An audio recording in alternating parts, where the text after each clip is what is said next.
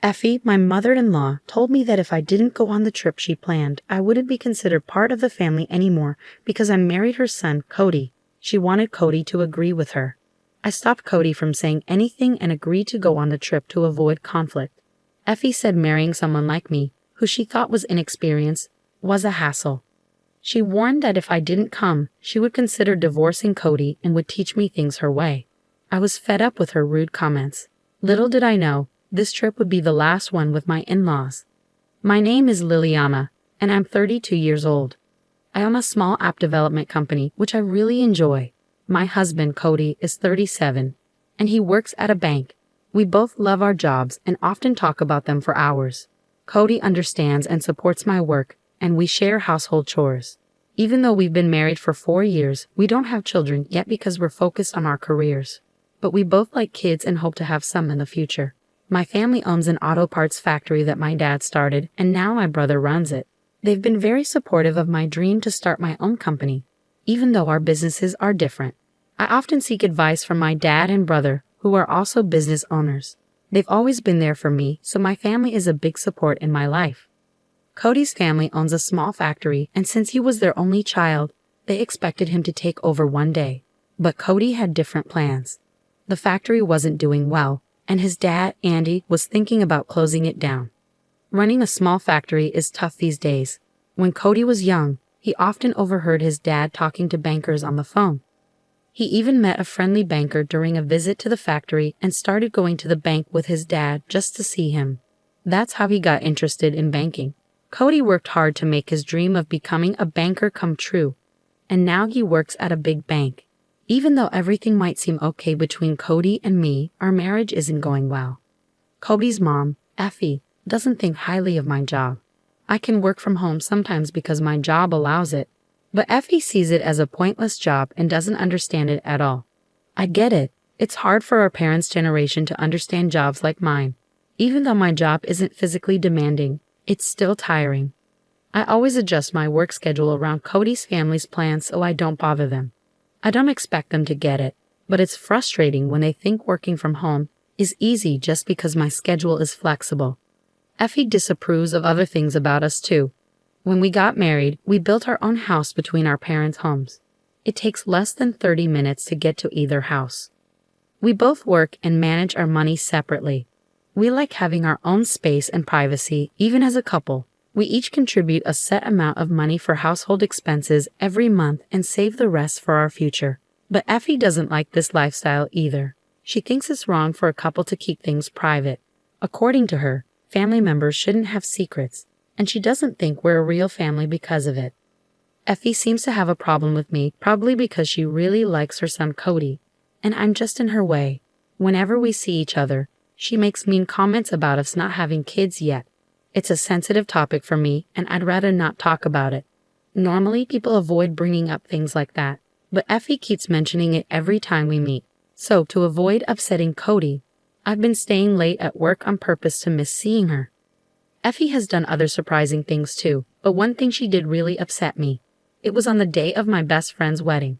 After the wedding, my friend was moving far away, so we wouldn't see each other as much because of our jobs. I was really excited to celebrate her special day. But a week before the wedding, Andy asked me to go to an important business event. I said no. The only thing more important to me than my friend's wedding would be if a parent was really sick. But that night, something unexpected happened. When I got home from work, my in-laws were at our house. As soon as she saw me, Effie got really mad. Liliana, what's wrong with you? Saying no to Andy's request is rude. You're married to my son, so you should put family first. Your refusal is not okay. You need to think about what's important, she yelled at me. Cody was there too, but he didn't say anything. After finding out that the reception Andy asked me to attend was crucial for the future of the company, I understood the seriousness of the situation. But to me, my best friend's wedding was just as important. I explained to Effie, I get what you're saying, but my best friend's wedding means a lot to me, and I don't want to miss it. Plus, I don't even work for Andy's company. Even Cody joined in, saying, can't you make an exception this time? This is really important for the company's survival. I'm going to, and it's a family effort. We can make it up to you for missing the wedding. It's a family crisis. Can't you help us? I was shocked to hear Cody say that. He knew how excited I was about the wedding. Then Andy added, I understand Liliana's perspective, but this time we really need your help. The atmosphere made it hard for me to refuse. It wasn't just any reception. In the end, I reluctantly agreed to skip my best friend's wedding. I told my friend the truth and explained why I couldn't come. Thankfully, since I had talked to my best friend about my family situation before, she understood. In fact, she was more worried about me. I'm lucky to have such a caring friend. I felt really bad about missing my friend's wedding. But once I made the decision, I had to focus on making the reception a success. On the day of the event, Cody and I got to the venue early and tried to reach Effie, but she didn't pick up her phone for some reason. I started to worry about what to do, but finally, the in-laws showed up just 10 minutes before the reception was supposed to start. I was surprised to see them looking so messy, with untidy hair and wrinkled clothes. I was shocked and asked Effie, what happened? Why do you look like this? Today's reception is important, isn't it? She awkwardly replied, I overslept, Liliana. Just make sure you behave yourself. I was really tempted to snap back with, I don't need advice from you, but somehow, I managed to keep my cool. I have to give myself credit for staying calm during the reception. Effie, not great at talking politely, made a bunch of rude comments to our guests. She probably thought they were jokes, but their uncomfortable smiles showed they didn't find them funny. As I expected, we didn't get the contract we were hoping for, and the reception was a flop. I couldn't help but think I should have gone to my best friend's wedding instead. I was really angry that I got dragged into such a disaster, messing up my plans and causing problems with the in-laws. What made it worse was that they didn't admit they did anything wrong. They acted like it was the guests' fault for not sealing the deal after such a fancy reception. They said it was a good thing we didn't make a deal with such odd people. I couldn't believe how clueless they were. After that mess, I felt even more uncomfortable around my in-laws and started avoiding them. But there's one thing I can't get out of. Cody's family has this tradition of going on a family trip every year since he was a kid, and they still do it even though we're married now. Since we got married, I've been expected to join these trips, but I always end up doing all the boring stuff, driving, booking hotels, researching places to visit. If I try to say anything about it, I'm shut down with a don't push it. Even when we visit tourist spots, I often end up staying in a hotel room, missing out on places I'd like to see. Honestly, I really don't look forward to these yearly family trips and secretly hope I might get sick and avoid them. But now, it's time for this year's trip, and despite saying they're short on money, my in-laws insist on a fancy trip like always. They put me in charge of finding a hotel. I planned everything carefully to keep Effie happy since she's always grumbling. Since I don't drink, I'm always the one who ends up driving. But I don't mind because it means I don't have to listen to their conversations. But just before the trip, a crisis hit. I got a call saying my mom had collapsed and was in bad shape. With that news, going on the trip, even for a short while, wasn't an option. I panicked, knowing I needed to see my mom right away. Since it was the day before the trip, I decided to cancel and get ready to go to the hospital. Cody offered to come with me to the hospital, but I said no. It felt like he was suggesting my mom might not make it, and I didn't want to hear that. When Cody and I told Effie we couldn't go on the trip, she got really mad. Effie's words hit me like a ton of bricks. You're saying you can't go on the trip I planned? If you don't come, you're no longer family. As my son's wife, it's common sense to prioritize the family trip, right? Right, Cody, she said, expecting Cody to agree. Cody seemed like he wanted to say something, but Effie cut him off, making it clear she didn't want to hear any objections. I was so shocked that I couldn't even respond. Being with my mom in her critical condition was the only thing on my mind. Just as I was trying to figure out what to say, my brother called. He told me that Mom's condition was serious but somewhat stable. I wanted to rush to her side, but he explained that due to a contagious disease outbreak, visiting wasn't possible right now. He said we could arrange a short visit later as she gets better. So there was no urgent need for me to go. Hearing this news left me feeling torn about what to do. Seeing my hesitation, my brother asked what was going on. I explained everything about the trip and my dilemma. My brother, a little annoyed, suggested something helpful that I hadn't thought of in the midst of my distress. The trip was going to a place near my parents' house, which my brother assured me would be easy to reach from the hotel if necessary. He was right. Whether I stayed at home or in the hotel, I could quickly get to my family if needed. Taking my brother's advice, I reluctantly told Effie, "Okay, I'll come on the trip." Effie responded, "Well, if you'd said that earlier, I wouldn't have gotten so upset. Marrying someone so inexperienced is tough. Just remember, if you don't come, it's divorce. I might have to teach you a few things." Cody seemed surprised, but we agreed to go, with the condition that I could leave for the hospital if necessary. Effie commented, "It'd be a problem if our driver disappeared suddenly, wouldn't it? Good, you're part of the family now, so our needs come first. Remember your role as my son's wife. This trip is a big deal. It should be your priority." Her smug attitude and obvious excitement annoyed me, but I decided to put up with it to avoid more trouble.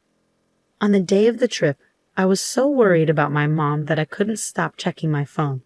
Meanwhile, Effie was already drinking beer in the morning. As I drove, the back seat of my car turned into a party scene, with Cody surprising me by joining in the drinking. Even though it was unexpected, I reminded myself that everyone had rearranged their schedules for this trip. I thought it would be nice if everyone could enjoy themselves since we all made an effort to be here. During the trip, Effie's demands were constant, urgently needing bathroom stops or wanting to stop for more alcohol. I felt like I was being treated as a servant, but I decided to endure it. Then my phone rang. It was my brother, thankfully informing me that Mom had survived. Her condition had stabilized and she had regained consciousness. The diagnosis was a subarachnoid hemorrhage. However, I couldn't fully relax yet.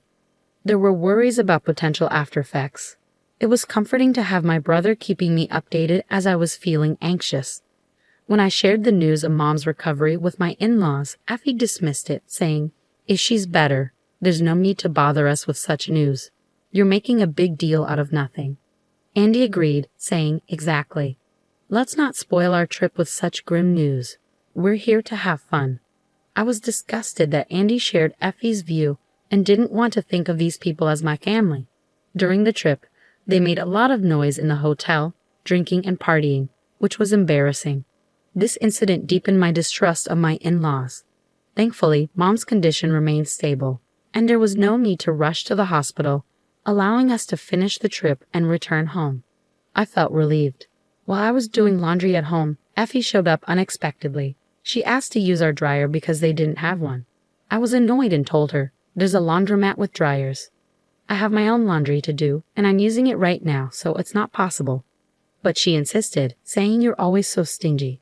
Once you're done, it's fine. I'll come pick it up tomorrow. Have it ready by then," and tried to leave her laundry in our washroom.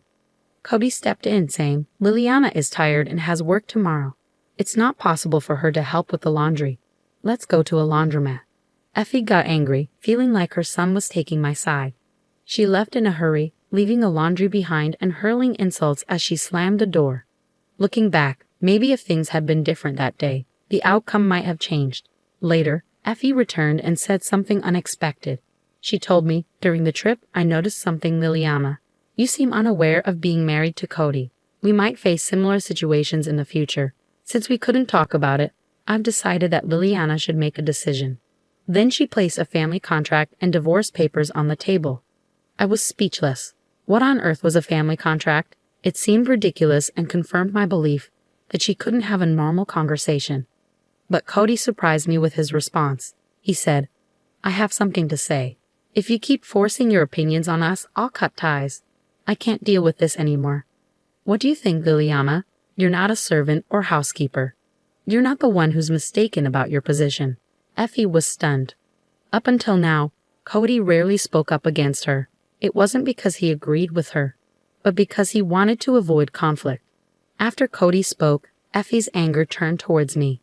"You've changed Cody since you married him. He used to be so sweet. It's crazy for him to talk to me like that."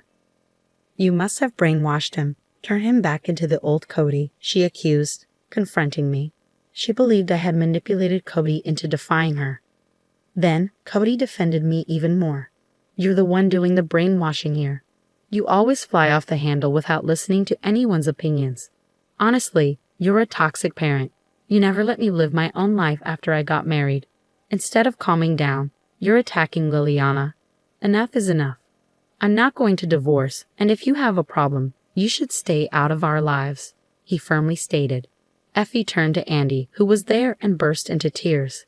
Andy responded, "If that's what Cody thinks, then so be it. We'll cut ties. Do as you wish," and left in a huff. I was surprised but relieved that Cody stood up for us like that. Feeling frustrated, I confided in my brother about everything. He became furious and said he couldn't stay silent if they were behaving this way. He decided to take action, which ultimately led to a tragedy in the in-laws' family. It turned out that my brother's company was a client of my in-laws' company. We had kept our family's company name a secret to avoid creating a power imbalance. The in-laws had no idea they were dealing with my family's company, but with things as they were, we couldn't continue like this. Although I had been patient and avoided mixing business and personal matters, it had reached its limit. My brother had been having issues with them not meeting deadlines. You can't cherish those who don't cherish you. I discussed it with Cody before talking to the in-laws, and he agreed. Cody also said he had had enough. My brother decided to end the contract with my in-laws' company purely as a business decision. Their company had become problematic, consistently failing to pay on time and missing deadlines. Despite these issues, we had tolerated it because of the family connection, but now there was no reason to continue. When my in-laws learned about this, they came to us in tears, constantly apologizing. They begged my brother to reconsider the contract, but it was out of the question. Their failure to meet deadlines was their own responsibility, and they should have appreciated our patience. Cody explained everything to his parents, but they refused to accept it and ultimately cut ties in anger. Cody wasn't upset. He felt relieved. He had been torn and exhausted, caught between us and his family. Since then, we've been living peacefully. I discovered that Cody had been financially supporting his family, but he stopped doing that now. Even before this incident, their family factory was struggling and was close to shutting down due to debts. I also found out that Cody had been paying for those yearly trips for his family. It's surprising how they could act that way, using someone else's money. Now, Cody's parents are living more modestly, and Effie has started working recently. It's quite unexpected to see her, who used to consider herself a president's wife, now working. One day, I witnessed Effie being reprimanded while doing a cleaning job. Although I initially felt it might be karma, I couldn't help but feel sorry for her. Perhaps through this experience, she'll learn about the realities of life and hopefully change for the better. As for us, work is going smoothly. We haven't had children yet, but we're content with our jobs and life feels fulfilling. We're planning a trip abroad for our next vacation. For now, we're enjoying life without the added responsibility of children.